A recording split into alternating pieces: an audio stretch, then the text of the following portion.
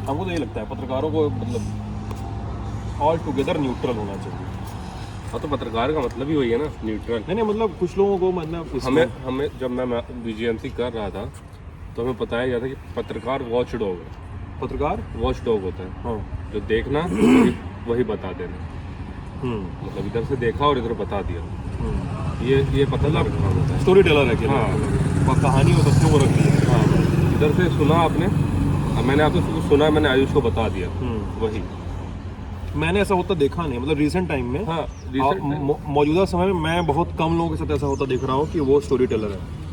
हाँ, मतलब बेसिकली पत्रकार तो वही होता है कि क्या नाम है, जो सुन रहे हैं वही बता दे रहे हैं। आप अपना इसकी सरकार नहीं बनवा रहे हैं, उसकी सरकार नहीं बनवा रहे हैं, या किसी का स्थायी विरोध नहीं हाँ, कर रहे हैं। हाँ, ये मतलब अच्छा तुम रोल भी कर रहे हो। तो ये बात अभी इस चीज़ हो रही थी, हम लोग धूप सेक रहे थे फील्ड के दरमियान, पूरे अपने फील्ड ट्रिप के दरमियान, कि कैसे कैसे कुछ लोग किसी पार्टी का समर्थन और किसी पार्टी, खास पार्टी का विरोध ही करते रहते हैं पूरी पत्रकारिता भर में। और मतलब ये नहीं होना चाहिए या होना चाहिए, इस बात से अलग ये भी सही है कि हमें सही सवाल उठाने आने चाहिए कि भाई कोई भी समर्थक किसी पार्टी का आ गया हमसे, जो हम जो बहसों में देखते हैं, कोई पार्टी का समर्थक आ गया, वो कोई भी तथ्य रख के चला जाता है और आप काउंटर ना करिए। मान लीजिए सपा का कोई समर्थक है, आप काउंटर ना करिए, तो कहाँ की ये कहाँ का न्याय है? आप उसको भी उतना ही सवाल करेंगे जितना आप किसी दूसरी पार्टी के समर्थक से, बीजेपी के, बसपा के, कांग्रेस के समर्थक से करेंगे। तो ये चीज़ हम लोग कई कई जगहों पे फेस कर रहे थे, उसी के बारे में भी बातचीत हो रही थी। Blog 47, welcome guys to our blog 47, guys and gals, welcome guys and girls to क्या कैसे कहते हैं, जेंडर न्यूट्रल नहीं वेलकम ऑल। ये बात सही कही तुमने, नोटेड। आपने जब गाइस किया ना, इसलिए यार वो पता है, वो मतलब ऐसा हो जाता है ना, आई एम सॉरी बट वो गलती है मेरी। वेलकम ऑल टू आवर क्या कैसे कहते हैं, welcome all to our vlog, हमारे व्लॉग में स्वागत है। हाँ। अरे क्या बोला नहीं जा रहा है मेरे से, इतना ज़्यादा टेढ़ा यार, इतना टेढ़ा बोला नहीं जा रहा है। और इस वाले साइन का एक मतलब होता है, आयुष जी को कल पता चला है। हाँ। और आयुष जी तब से इसको, इस साइन का मतलब समझ के उछल गए। बताइए आयुष जी, बताइए इसका मतलब क्या होता है? मुझे काम इसका करते ऐसे हैं। हाँ यूं बस पता था। फोन पकड़ा दे सुभाष जी को और अपन करते हैं तीनों बातें, हाँ, तो मतलब इससे इधर उधर फोन वो होने से बचेगा। सुभाष जी का पता नहीं फ्रेम बना पाएंगे सुभाष जी? हैकर हैकरमैन पता चला जैकेट आ रही है। नहीं मैं खुद खराब फ्रेम बनाता था, मैं क्या किसी को बताऊं। बहुत घटिया फ्रेम बनाते थे भाई। अब तो लेकिन ठीक बनाने लगा हूं मैं। हाँ, यो हाँ, तो इस पे बात हो रही थी, इसका मुझे यो पता था कि यो, अभी कल पता चला कि योलो होता है, you live only once, YOLO, जिंदगी न मिलेगी दोबारा, यू ओनली लिव वंस। हाँ। तो कल दोस्तों हम लोगों की छुट्टी का दिन था एक्सेल शीट के मुताबिक, लेकिन हम एक रूट मैप बनाया उसमें एक्सेल शीट में, तो ऐसे लिखा रहता है इस दिन ये। कल लिखा था ब्रेक, लेकिन कल 11 बजे हमारे दरवाजे पे एक दस्तक होती है। मैं 180 डिग्री पलट के पेट के बल सोया था, उठ के दरवाज़ा खोलता हूँ, सामने ये आदमी दिखता है जो इस वक्त अभी खड़ा है। बोलता है 12 बजे हमें चेकआउट करना है। मैंने कहा कहाँ जाना है? एक दिलचस्प स्टोरी पता चली है, हमें वो कवर करने जानी है। और ब्रेक आज से इसी वक्त से रद्द किया जाता है, ब्रेक शाम से प्रभावी होगा। धारा 144 लगा दी गई, तो लोग आसपास एक साथ बिस्तर पे नहीं सो सकते, उठे शहर में लग गया मार्शल लॉ। हाँ, मुक्तिबोध की कविता की लाइन है। तो अब मैं अपनी स्टोरी का हिस्सा बताता हूँ। फिर हम लोग गए एक जगह पे, और क्या हुआ वो बाद में बताएंगे। वहाँ पे ये हुआ कि सब लोग नहीं जाएंगे, सिर्फ 2 लोग जा सकते हैं, बहुत ही ऐसी सेंसिटिव टाइप का एरिया है। तो मैं और सुभाष जी गाड़ी लेके 1.5 किलोमीटर आगे खड़े हो गए। वो तो बताएंगे, तुम बताओ पहले ब्रेक कैंसिल होने की व्यथा गालो पहले। व्यथा ठीक है, हो गया ना। हुआ क्या कि यार कल हम लोग सोचे थे कि कल थके थे, 5-6 दिन से लगातार काम हो रहा था। अरे ये झूठ मत बोलिए, थके थे, ये था वो था, झूठ बोल रहे हैं। नहीं थके थे। नहीं झूठ, थके तो थे। रुक जाइए, पहले मजदूर एकता संघ की बात है। हाँ, झूठ ना बोलिए, थके थे हम लोग, ये बात सत्य है। लेकिन इनका था दुतवा जाने का प्लान, तुम्हारा नहीं था जैसे। हाँ मेरा नहीं था। अच्छा जी। हाँ, मैं तो मजबूरी में जा रहा आयुष नहीं था प्लान, सच बताना। तुमको मेरा तो था। तुम्हारा था, इसका नहीं था कि इसका था कि था, नहीं? नहीं था। इसका था, बीच में था, मतलब तो हम 2 लोग तो जाने को तैयार थे ना। हाँ। इसका था कि कहाँ सरकार बन रही वहाँ समर्थन दे देंगे। हाँ, ये मौसम विज्ञानी हो गए थे। हाँ, तो दुधवा जाने का प्लान था और ये कहा गया कि भाई 3 बजे उठा जाए और चला जाए, और ये 3 बजे उठ नहीं पाए। भोर में 3 बजे। हाँ, सुबह 3 बजे उठा जाए और चला जाए, क्योंकि 6 बजे वहाँ से सफारी निकलती है। और जहाँ हम थे वहाँ से कब तकरीबन 2-3 घंटे का, 2-2.5 घंटे का रास्ता था, और ये उठ नहीं पाए। तो उन्होंने कहा अच्छा मेरा प्लान कैंसिल हुआ, इन लोगों का भी प्लान कैंसिल करता हूँ। ये बहुत आराम कर रहे हैं। तो इन्होंने एक टेक्निक अपनाई कि चलो स्टोरी करते हैं, 1-2 वीडियो करेंगे और फिर चलेंगे अगले डेस्टिनेशन पे, श्रावस्ती। तो इन्होंने वो प्लान बनाया और इस प्लान के मार्फत हमारा वीक ऑफ कैंसिल हुआ। कैंसिल तो नहीं माना जाएगा, आज मस्ती में बतियाए थे।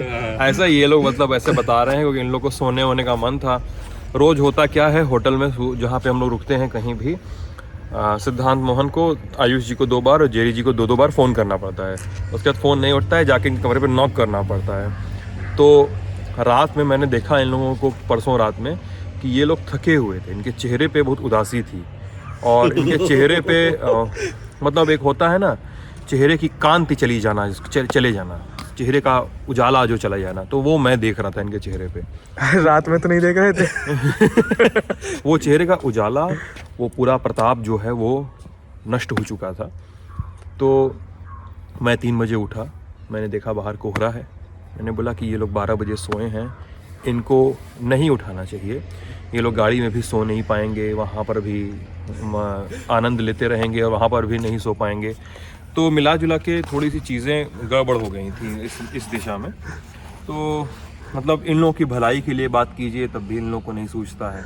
अब सोने दिया जाए तब भी नहीं मानेंगे, फील्ड में काम किया जाए साथ में तब भी नहीं मानेंगे। अब मैं क्या करूं, कहाँ जाऊं? मतलब होता है ना, मारो मुझे मारो। ओ भाई मारो, ओ भाई मारो मुझे मारो। तो ऐसी स्थिति हो चुकी है मेरी। ओहो, दुखद हालांकि सहानुभूति। साइड रिएक्ट नहीं है क्या इसमें? Hashtag sad smiley. हाँ, तो मिला जुला के, हालांकि कल ब्रेक था, ये लोग मानेंगे नहीं, ब्रेक था कल हम लोगों का। और मानते हो ना तुम, कितना काम किया हम लोगों ने, बताओ? कुछ तो नहीं किया। पता नहीं, मुझे तो 1.5 किलोमीटर आगे खड़ा कर दिया था।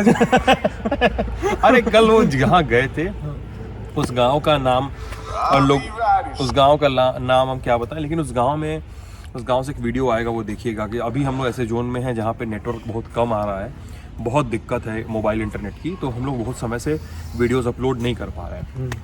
कोशिश करेंगे कहीं रास्ते में अच्छी जगह मिल जाए तो वहाँ रुक के कर देंगे। हम लोग एक गांव गए थे, हम लोग गाड़ी से उतरे और गांव का पता करते हुए गए, और मुझे जो बताया गया था पूरे लखीमपुर डिस्ट्रिक्ट में जितने भी पत्रकारों और जानने वालों ने बताया था कि उस गांव में खांटी क्रिमिनल रहते हैं, और जाइएगा एकदम अपने रिस्क पे जाइएगा, बहुत संभल के बातचीत कीजिएगा, कोई भी सवाल एकदम संभल के पूछिएगा। और ये सब भी सुनाई दिया कि पहले कुछ पत्रकारों को पीटा उटा जा चुका है, कैमरा वैमरा नोचा उचा चुका है उनका, इस तरह की बातचीत हो चुकी है। अब हम गए थे डर। हम गए थे डर कि कुछ हो गया तो क्या किया जाएगा। तो हुआ क्या कि आयुष बताएगा, गाड़ी रुकी उस गांव के आगे, और मैंने पहली बात क्या कही थी, इनने कहा कि ज्यादा झुंड का नहीं लेके जाएंगे, कैमरा माइक केवल एक आदमी जाएगा। हाँ, केवल एक आदमी जाएगा, मैं और सब कोई और जाएगा। हाँ। और कैमरा नहीं जाएगा। हाँ, तो जेरी आईफोन लेके चला गया था और कुछ ऐसे खुफिया रिकॉर्डिंग भी करते। नहीं, वो सब नहीं। स्टिंग हमने, मतलब क्या ही स्टिंग नहीं। अच्छा। मतलब ये था कि हम लोग गए और वहाँ पे कुछ लोग बैठे हुए थे, उनसे बैठ के बातचीत करने लगे, मैं और जेरी। और वहाँ पे हम लोगों को लगा, एक ट्रिगर आया दिमाग में कि यार यहाँ पे समथिंग इज़ नॉट राइट। एक ट्रिगर आया, समथिंग इज़ नॉट राइट। और फिर जेरी का मुझे मैसेज आया, गाड़ी आगे ले जाके खड़ी कर दो। और मैंने कहा सुभाष जी चलिए आगे चलते हैं, ऐसा आदेश आया है। तो सुभाष जी कहते हैं हाँ जी हाँ। 2-3 लोग आके बाइक से चक्कर मार के चले गए, इतने मोटे सोने की चेन थी। मैंने कहा अरे ये तो वास्तव के संजय दत्त वाली इमेज बना दी। फिर हम लोग गए, आगे खड़े रहे मस्त। तो हम लोगों ने कल एक चीज़ बनाना का पूरा मतलब एक विटनेस किया उस गांव में। उस गांव में शराब बनती है, कच्ची शराब। मतलब जो शराब एक तो फाइन डिस्टिलरीज में बनाई जाती है, वेस्ट यूपी के कई जिलों में बनती है, कई देश के दूसरे हिस्सों में बनती होगी। देसी वाली जो होती पौवा, वो हाँ, देसी शराब जो होती है, हाँ। वो हमने सीखी। मतलब वो उन्होंने बताया स्टेप टू स्टेप कि क्या पड़ता है, कैसे पड़ता है, कितने दिन में बनेगा, कितने बनेगा। मतलब अभी भी अल्कोहल जो है कई राज्यों में बैन है, कई राज्यों में इलीगल है कंज्यूम करना, और कई जहाँ पे इलीगल है भी तो वहाँ पर एज का रिस्ट्रिक्शन है। तो ये वाला इलीगल था क्या? हाँ, ये पूरा ट्रेड इलीगल। अच्छा, नहीं ये जो खुद से लाइसेंस नहीं था उन लोगों ना ना ना ना। अच्छा, इसलिए वो करते क्या है, नदी बह रही है तो नदी के किनारे पानी, मान लो बाढ़ वाढ़ का मौसम नहीं है और धूप तेज है, तो क्या करते हैं वो नदी के मैं बहुत ब्रीफ बता रहा हूँ, मैं कंटेंट नहीं बताऊंगा ताकि ये ना हो व्लॉग देख के शराब बनाना सीख गए और व्लॉग का यही क्लिप ही वायरल हो रहा है। हाँ, करते क्या है वो लोग, बड़ा सा गड्ढा बनाते हैं, बड़ा सा, और उसमें इस इलाके की पैदा होने वाली सबसे बड़ी फसल को डंप करते हैं, उसका रस डंप कर देते हैं उसका, और उसमें कुछ चीज़ें मिला देते हैं और उसमें उसको ढक देते हैं। वो प्रोसेस तुम देखे हो कंडेंसेशन की चीज़ से भाप उठती है और भाप उठ के ऊपर जमा होती है, कंडेंस हो जाती है, फिर वो टप टप टप टप कर गिरती है।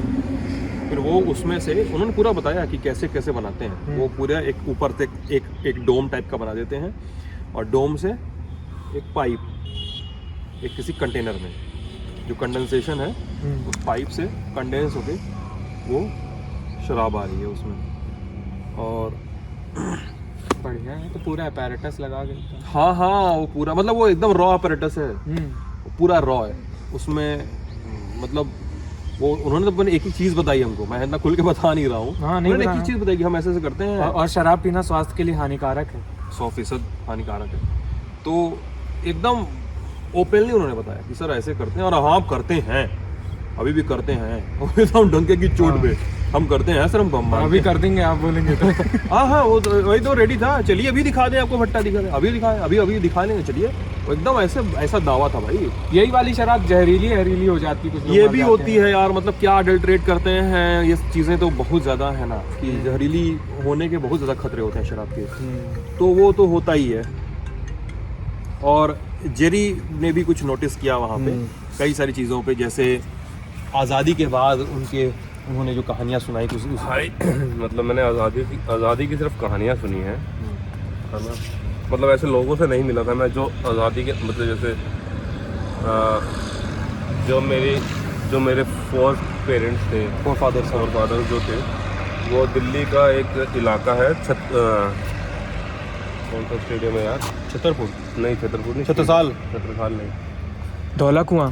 अरे यार स्टेडियम थोड़ी है वहाँ पे, बड़ा फेमस स्टेडियम है यार, नाम भूल रहा मैं, इधर आरएमएल के पास है यार, आरएमएल हॉस्पिटल के पास है एक स्टेडियम, नाम भूल रहा हूँ। ओके, ग्रैंड स्टेडियम नहीं, कोई है यार, एक सिगरा स्टेडियम। अरे रुकिए यार, बोल कर रहे 4-5 और नाम बोल के भुला दे। अरे यार ठीक है, तो स्टेडियम है तो स्टेडियम का बता दो नाम। हाँ स्टेडियम है, तो मेरे फोर फादर जो है वो वहाँ रहते थे। तो ये हुआ, मतलब मेरे दादाजी जो थे, ऐसा मैंने सुना है, मतलब मुझे नहीं पता कि जब मेरे पिताजी मेरे से भी छोटे थे तब उनकी डेथ हो गई थी। तो मेरे दादाजी राजीव गांधी की कोठी में काम करते थे, माली का। अच्छा। तो इसलिए फिर उनको ना वहीं पे क्वार्टर्स दिए हुए थे उनकी फैमिलीज को। तो मेरी दादी और हम सब वहीं रहते थे। तो वो वहाँ से जब इंदिरा गांधी की डेथ होती है तो फिर ये होता है कि भाई उस स्टेडियम के आसपास की जगह खाली कराई जाए। उसके बाद ये होता है उस स्टेडियम के आसपास की जगह सारी खाली कराई जाए, यहाँ पे बढ़िया सरकारी क्वार्टर्स बनाए जाए IAS IPS और बड़े नेताओं के लिए। तो वो जगह जब खाली होती है वहाँ से, तो हमें जहाँ अभी मैं रहता हूँ वहाँ फेंका जाता है। तो अब ये मतलब मैंने सुना था कि भाई हमें क्या, हमारा घर अभी भी लीज पे है, जो सरकारी लीज होती है जो बनती है, तो 99 साल की लीज पे। तो वो हमारे मतलब वो मेरी दादी ने घर लिया था कुछ 150 रुपये का कुछ। अच्छा। हाँ, और उसमें 75 रुपये दादी के पास थे और 75 रुपये का लोन लिया था। अच्छा। हाँ, तो वो हमें बताती है किससे क्या। तो कल क्या हुआ, कल वो मैंने दोबारा सुना कि जब कांग्रेस सरकार आई तो ये लोग घुमंतु जाति थे जिनसे हम लोग कल मिले, ऐसा वो बताते हैं। आई डोंट नो कितना सच है कितना गलत है। वो तो बताते ये भी है कि वो महाराणा प्रताप की आर्मी में थे, हाँ, उनके पूर्वज। तो वो घुमंतु जाते थे। तो कांग्रेस ने क्या किया कि ना उन लोगों को बढ़िया घर बना के दिए। जो पहले घर बने थे, जो उन्होंने घर दिखाया हमें, एक जो बना हुआ था सफेद से कलर का, वो भी ठीक ही बना हुआ था, मतलब पक्का घर जिसे कहते हैं। हाँ। पक्का घर बना हुआ था और 6-6 एकड़ जमीन थी, 2 बैल दिए, एक हल दिया और 6 महीने का राशन दिया। ठीक है, तो मतलब उस समय इन लोगों को इतना सब कुछ दिया और इनको कहा गया कि भाई आप लोग काम करो।